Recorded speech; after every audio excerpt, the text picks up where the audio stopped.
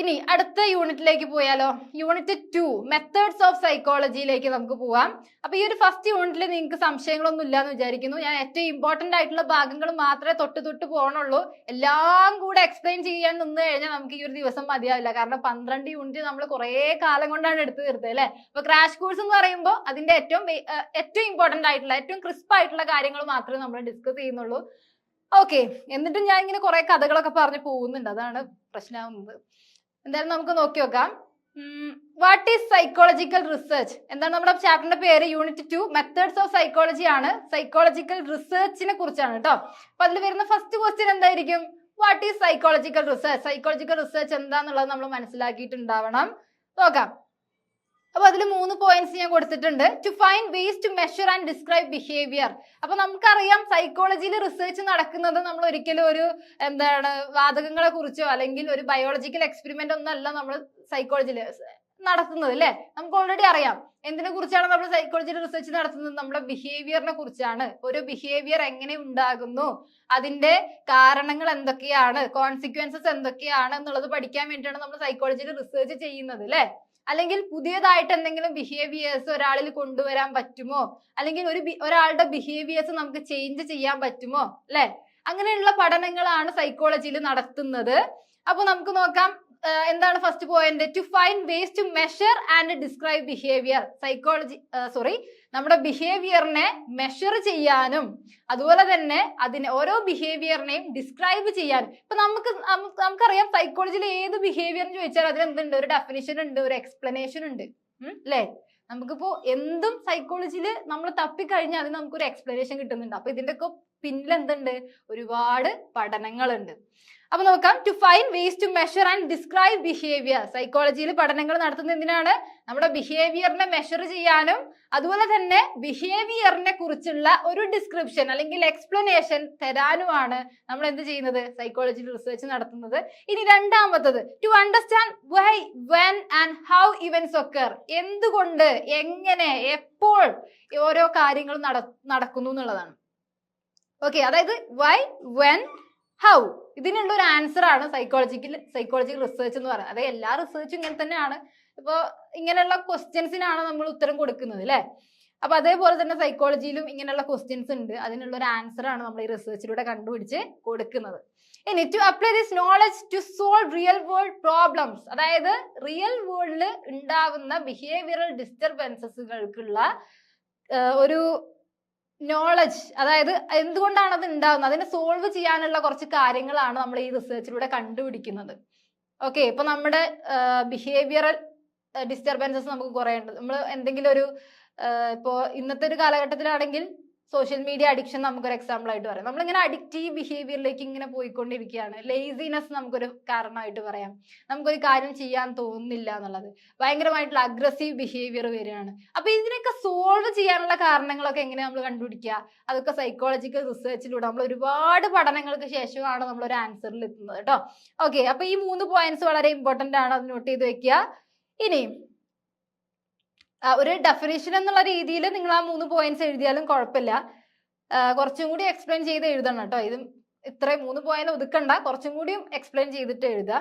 ഇനി what are the steps in psychological research എന്നുള്ളതാണ് അടുത്ത ക്വസ്റ്റ്യൻ ആയിട്ട് വരുന്നത്. അപ്പൊ നമുക്ക് പ്രധാനമായിട്ടും എത്ര സ്റ്റെപ്പുകളാണുള്ളത്? 6 സ്റ്റെപ്പുകളാണുള്ളത്.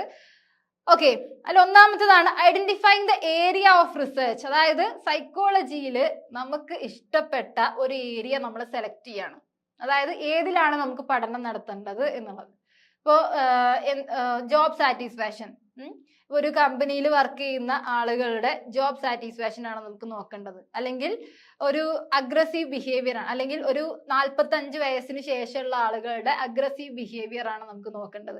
അപ്പൊ നമുക്ക് ഇഷ്ടപ്പെട്ട ഒരു ഏരിയ, അല്ലെങ്കിൽ കുട്ടികളിലായിരിക്കും ചില ആളുകൾക്ക് പഠനം നടത്താൻ താല്പര്യം അല്ലെ. കുട്ടികളുടെ ബിഹേവിയർ, അവരെന്തുകൊണ്ടാണ് അങ്ങനെ ബിഹേവ് ചെയ്യുന്നത്, കുട്ടികളുടെ ഈ ഒരു ADHD ഒക്കെ ഉള്ള കേസ് അല്ലെ, എന്തുകൊണ്ടാണ് ഈ ADHD ഉണ്ടാവുന്നത്. അപ്പൊ അങ്ങനെയുള്ള പഠനങ്ങളായിരിക്കും ചില ആളുകൾക്ക് നടത്താൻ ഇഷ്ടപ്പെടുക.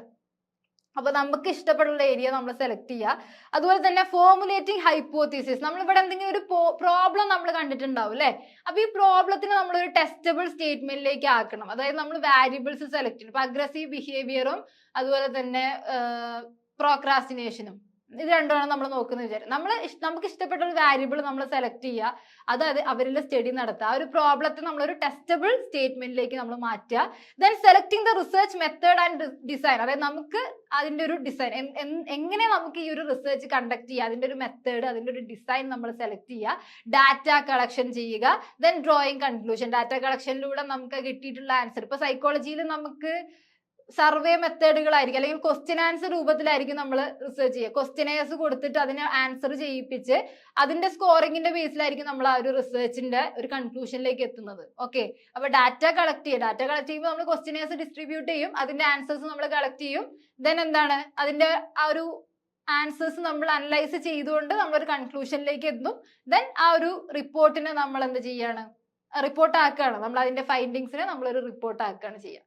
ഓക്കെ, അങ്ങനെ നമ്മളൊരു റെക്കോർഡ് രൂപത്തിലാണ് ഈ ഒരു റിസർച്ച് കണ്ടക്ട് ചെയ്യാറ്. നമുക്കൊരു PG ഒക്കെ പഠിക്കുന്ന സമയത്ത് ഇത് ചെയ്യാനുണ്ട്. ഓക്കെ, അപ്പൊ ഇതാണ് സ്റ്റെപ്സുകൾ എന്ന് പറയുന്നത്. അപ്പോൾ ഈ സ്റ്റെപ്പുകളുടെ എക്സ്പ്ലനേഷൻ നമുക്ക് ഞാൻ തന്നിട്ടുള്ള നോട്ട്സുകളിലുണ്ട്. അപ്പൊ അത് നിങ്ങൾ എന്ത് ചെയ്യാ, അതേപോലെ തന്നെ പഠിച്ചു വെക്കുക. ഓക്കെ, ഇനി മൂന്നാമതൊരു ക്വസ്റ്റ്യൻ വരാനുള്ള സാധ്യത എന്ന് പറയുന്നത് explain various methods in psychological research. അപ്പൊ സൈക്കോളജിക്കൽ റിസർച്ചിൽ നമ്മൾ കുറച്ച് മെത്തേഡുകൾ ഉപയോഗിക്കാറുണ്ട് അല്ലെ, പലതരത്തിലുള്ള മെത്തേഡുകൾ ഉണ്ട്. ഇപ്പൊ ഏകദേശം നമുക്ക് പറയുകയാണെങ്കിൽ 7 മെത്തേഡുകളെ കുറിച്ചാണ് ഈ ഒരു ചാപ്റ്ററിൽ നമുക്ക് പഠിക്കാനുള്ളത്. വളരെ ഇമ്പോർട്ടന്റ് ആണ്, ഷുവർ ആയിട്ടുള്ള ഒരു ക്വസ്റ്റ്യൻ ആണ്. നന്നായിട്ട് ഫോക്കസ് ചെയ്ത് പഠിച്ചോളൂ, കാരണം ഇതെന്തായാലും ക്വസ്റ്റ്യൻ വരും. ഇപ്പൊ നമുക്ക് ഇത് ചോദിച്ചാലും നമുക്ക് എന്ത് ചെയ്യാം, ഇപ്പൊ ഒരു essay ക്വസ്റ്റ്യൻ ഒക്കെ നമുക്ക് ഇന്ന് പ്രതീക്ഷിക്കാം കേട്ടോ. essay ഒക്കെ ചോദിച്ചു കഴിഞ്ഞാൽ ഇപ്പൊ ഈ ഒരു സംഭവം നമുക്ക് വളരെ കുറച്ച് മാത്രമേ അറിയുന്നുള്ളൂ, അതായത് ഇതിന്റെ മെത്തേഡ്സ് വളരെ കുറച്ച് മാത്രമേ അറിയുന്നുള്ളൂ. അപ്പൊ നമുക്ക് ഇത് എങ്ങനെയെങ്കിലും കുറച്ച് വലിച്ചു നീട്ടി എഴുതണം എന്ന് വിചാരിക്കാം. ഓക്കെ, അപ്പൊ എന്താ ചെയ്യാ, നമ്മള് സൈക്കോളജിക്കൽ റിസർച്ചിന്റെ ഒരു ഡെഫിനേഷൻ എഴുതി വെക്കും, അതിന്റെ സ്റ്റെപ്പുകൾ കുറച്ച് എഴുതി വെക്കും അല്ലെ, സ്റ്റെപ്പുകൾ 6 ഉണ്ട്, അതൊന്ന് എഴുതി വെക്കും. ദെൻ നമ്മൾ എന്ത് ചെയ്യാണ്, ഇത് എക്സ്പ്ലെയിൻ ചെയ്യാനായിട്ട് പോവാണ്. ഏതൊക്കെയാണ്, ഇൻട്രോസ്പെക്ഷൻ, ഒബ്സർവേഷൻ, അതുപോലെ തന്നെ interview, case study, survey, correlation, experimental method. ഇത്രയും കാര്യത്തെ നമ്മൾ കുറച്ച് എക്സ്പ്ലെയിൻ ചെയ്ത് വന്നു കഴിഞ്ഞാൽ ഒരു 2-3 പേജ് നമുക്ക് എഴുതാനുണ്ടാവും. ഉണ്ടാവില്ലേ? ഷുവർ ആയിട്ടും നമുക്ക് ഉണ്ടാവും. ഇത് essay ക്വസ്റ്റ്യൻ ആയിട്ട് വരാനുള്ള സാധ്യത ഒരു 99.9% ആണ്. അപ്പൊ നിങ്ങൾ എന്ത് ചെയ്യാ, അത് കൃത്യമായിട്ട് നോട്ട് ചെയ്ത് വെക്കാം. അപ്പൊ എന്തൊക്കെയാണ്, ഇൻട്രോസ്പെക്ഷൻ ഉണ്ട്, അതുപോലെ തന്നെ ഒബ്സർവേഷൻ തന്നെ നാച്ചുറലിസ്റ്റിക് വേഴ്സസ് കൺട്രോൾഡ് ഒബ്സർവേഷൻ ഉണ്ട്, participant versus non participant observation ഉണ്ട്, ഓവേർട്ട് വേഴ്സസ് കോവേർട്ട് ഒബ്സർവേഷൻ ഉണ്ട്. അതുപോലെ തന്നെ ഹംസ വന്നിട്ടുണ്ട്. ഓ, വളരെ സന്തോഷം കേട്ടോ. ദെൻ അടുത്തത് interview, case study, survey, correlation, experimental method. ഇതൊക്കെ നിങ്ങൾക്ക് കൃത്യമായിട്ട് അറിയുന്ന കാര്യങ്ങളാണ്. അപ്പൊ ഞാൻ പറഞ്ഞത് വേറൊരു കാര്യം കൂടി പറയാനുണ്ട്. കാരണം നമ്മൾ പറഞ്ഞു ഇപ്പൊ ടേബിള്, പിക്ചേഴ്സ് ഒക്കെ ഉണ്ടെങ്കിൽ അത് വരച്ച് വെച്ചോളൂ എന്ന് പറഞ്ഞു. അതേപോലെ തന്നെ നമുക്കുള്ളൊരു ബ്ലെസ്സിങ് ആണ് എന്ത്, ഇതേപോലെ കുറെ ഹെഡിങ്സ് ഉണ്ടായിരിക്കും. അതായത് ഇൻട്രോസ്പെക്ഷൻ, ഒബ്സർവേഷന്റെ അണ്ടറിൽ തന്നെ ഒരു 3 ഉണ്ട്. ഈ 3 കഴിഞ്ഞു കഴിഞ്ഞാൽ പിന്നെ എന്തുണ്ട്, interview, case study, survey, correlation, experiment method. അതായത് ഈ സംഭവങ്ങൾ explain various methods in psychological research എന്ന് ചോദിച്ചു കഴിഞ്ഞാൽ നമുക്ക് അതിന്റെ അണ്ടറിൽ എഴുതാനുള്ളത് 7 ഹെഡിങ്സ് ആണ്. ഓക്കെ, അപ്പൊ ഇതിന്റെ അണ്ടറിൽ എന്തൊക്കെ അറിഞ്ഞു എന്നുള്ളതിനേക്കാൾ കൂടുതൽ നമുക്ക് ഇമ്പോർട്ടൻസ് തോന്നുക, അല്ലെങ്കിൽ പേപ്പർ വാല്യൂ ചെയ്യുന്ന സമയത്ത് നമുക്ക് തോന്നുക എന്താന്ന് വെച്ചാല്, ഈ പോയിന്റ്സ് ഒക്കെ ഇതിൽ വന്നിട്ടുണ്ടോ, അല്ലെങ്കിൽ ഈ 7 പോയിന്റ്സ് നിങ്ങൾ ഇതിൽ എഴുതിയിട്ടുണ്ടോ എന്നുള്ളതാണ്. ഓക്കെ, അപ്പോൾ ഓരോ ഹെഡിങ് എഴുതുമ്പോഴും അതൊന്ന് ജസ്റ്റ് ഒന്ന് ഡാർക്കൺ ചെയ്ത് എഴുതാനോ അല്ലെങ്കിൽ ഒന്ന് അണ്ടർലൈൻ ചെയ്തിട്ട് എഴുതാനോ നിങ്ങൾ ശ്രദ്ധിച്ചിരിക്കണം എന്നുള്ളതാണ്. അത് മറക്കുകയേ ചെയ്യരുത്. ഓക്കെ, അപ്പോ ഈ ഹെഡിങ്സ് 7 ഹെഡിങ്സ് വന്നു കഴിഞ്ഞാൽ ഇത്രയും കാര്യങ്ങളൊക്കെ ഇതിൽ മെൻഷൻ ചെയ്തിട്ടുണ്ട്. അതുപോലെ തന്നെ ഒബ്സർവേഷന്റെ അണ്ടറിൽ നാച്ചുറലിസ്റ്റിക് ABC എന്നിട്ടുണ്ട്. നാച്ചുറലിസ്റ്റിക് വേഴ്സസ് കൺട്രോൾഡ് ഒബ്സർവേഷൻ എന്താണ്, participant versus non participant observation എന്താണ്, ഓവേർട്ട് വേഴ്സസ് കോവേർട്ട് ഒബ്സർവേഷൻ എന്താണെന്നുള്ളത് എഴുതി വെച്ച് കഴിഞ്ഞാൽ ഒബ്സർവേഷന്റെ അണ്ടറിൽ ഇത്രയും പോയിന്റ്സ് എഴുതിയിട്ടുണ്ട്. കുട്ടിക്ക് നന്നായിട്ട് കുറച്ചൊക്കെ വിവരമുള്ള കുട്ടിയാണെന്നുള്ളത് നമുക്ക് എന്ത് ചെയ്യാൻ പറ്റും, മനസ്സിലാക്കാൻ പറ്റും എന്നുള്ളതാണ്. അപ്പൊ ഇങ്ങനെയുള്ള ട്രിക്സും നാക്സും കാര്യങ്ങളൊക്കെ എന്ത് ചെയ്യണം, ഞാൻ ഇടയ്ക്കിടയ്ക്ക് പറയുന്ന കാര്യങ്ങളാണ്, അത് നിങ്ങൾ എന്തായാലും യൂസ് ചെയ്തിട്ടുണ്ടാവണം. ഞാൻ ഭയങ്കര ത്രിൽഡ് ആണ് കേട്ടോ, കാരണം നിങ്ങൾ ആ എക്സാം എഴുതാൻ പോകുമ്പോൾ നിങ്ങൾ ഇതൊക്കെ ഫോളോ ചെയ്യുന്നുള്ളത് എനിക്കറിയാം. എന്നോട് പേഴ്സണലി പറഞ്ഞിട്ട് ഞങ്ങൾ ഇങ്ങനെയൊക്കെ എഴുതുമെന്ന് പറഞ്ഞിട്ടുള്ള ആളുകളുണ്ട്. അതുപോലെ തന്നെ നമ്മളിപ്പോൾ റീസെന്റ് ആയിട്ട് എക്സാം നടത്തിയതിന്റെ ഒരു ഓവർവ്യൂ നോക്കുകയാണെന്നുണ്ടെങ്കിൽ നിങ്ങൾ ഇതൊക്കെ ഫോളോ ചെയ്തിട്ട് തന്നെയാണ് എഴുതിയിട്ടുള്ളത്. അപ്പൊ അതൊക്കെ എനിക്ക് ഭയങ്കര ഹാപ്പിനെസ് ആണ്. അപ്പൊ നിങ്ങൾ നന്നായിട്ട് എക്സാം എഴുതുമെന്ന് എനിക്കറിയാം. അപ്പൊ ഈ കാര്യങ്ങളൊക്കെ എന്താണ് നിങ്ങൾ ശ്രദ്ധിച്ച് എഴുതുക കേട്ടോ. ഓക്കെ, ഇനി what are the ethical issues involve in psychological research. അപ്പോ ഒരു കാര്യം ആഡ് ഓൺ ചെയ്ത് പറയാണ്. നമുക്കിപ്പോ ഒരു എസ്സേ ക്വസ്റ്റ്യൻ വന്നു വിചാരിക്കുക, അതായത് സൈക്കോളജിക്കൽ റിസർച്ച് മെത്തേഡ്സിനെ കുറിച്ച് ഒരു എസ്സേ ടൈപ്പ് ക്വസ്റ്റ്യൻ നമുക്ക് വന്നു എന്ന് വിചാരിക്കുക. അപ്പൊ നമുക്ക് റിസർച്ച് എന്താന്ന് എഴുതാം, റിസർച്ചിന്റെ ടൈപ്സുകൾ അല്ലെ, സ്റ്റെപ്പുകൾ എഴുതാം, അതുപോലെ തന്നെ റിസർച്ച് മെത്തേഡുകളുടെ ടൈപ്പുകൾ എഴുതാം. പിന്നെ നമുക്ക് എഴുതാൻ പറ്റുന്ന ഒരു കാര്യമാണ് what are the ethical issues involve in psychological research എന്നുള്ളത്. ഇതും കൂടെ എഴുതി കഴിഞ്ഞാൽ എന്തായി, ആ ഒരു ആൻസർ കംപ്ലീറ്റ് ആയി എന്നുള്ളതാണ്. ഓക്കെ, വൃത്തിക്കുള്ള ഒരു ആൻസർ അവിടെ നമുക്ക് സെറ്റ് ചെയ്ത് വെക്കാൻ പറ്റും, അതാണ്.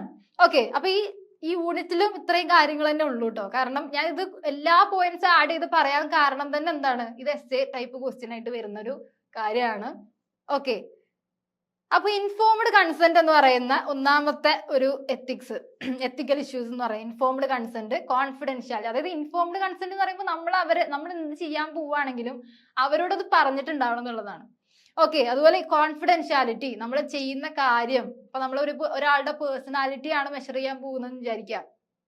അപ്പൊ ഈ പേഴ്സണാലിറ്റി നമ്മൾ മെഷർ ചെയ്തിട്ട് നമ്മൾ വേറെ ഒരാളോട് പോയി പറയാണ്, അവൻ അങ്ങനെയൊക്കെ ഒരു സ്വഭാവമുള്ള ആളാണ്, അവനൊന്ന് സൂക്ഷിച്ചോട്ടോ എന്നൊക്കെ നമ്മൾ പറയുകയാണെന്നുണ്ടെങ്കിൽ അതൊക്കെ ഭയങ്കര മോശപ്പെട്ട ഒരു കാര്യമാണ് അല്ലെ. സൈക്കോളജി നമ്മൾ ഒരിക്കലും അങ്ങനെ ചെയ്യാനേ പാടില്ല. സൈക്കോളജിക്കൽ കൗൺസിലിങ്ങിനൊന്നും നമ്മൾ അങ്ങനെ ചെയ്യാനേ പാടില്ല എന്നുള്ളതാണ്. അങ്ങനെ ഒരു ചിന്ത പോലും നമുക്ക് വരാൻ പാടില്ല. അത്രയും നമ്മൾ പറയുന്ന കാര്യം, സംസാരിക്കുന്ന കാര്യം, അവരോട് സംസാരിക്കുന്ന കാര്യം എല്ലാം തന്നെ കോൺഫിഡൻഷ്യൽ ആയിട്ട് വളരെയധികം സേഫ് ആൻഡ് സെക്യൂർ ആയിട്ട് നമ്മൾ കീപ്പ് ചെയ്യണം എന്നുള്ളതാണ്. അതാണ് കോൺഫിഡൻഷ്യാലിറ്റി.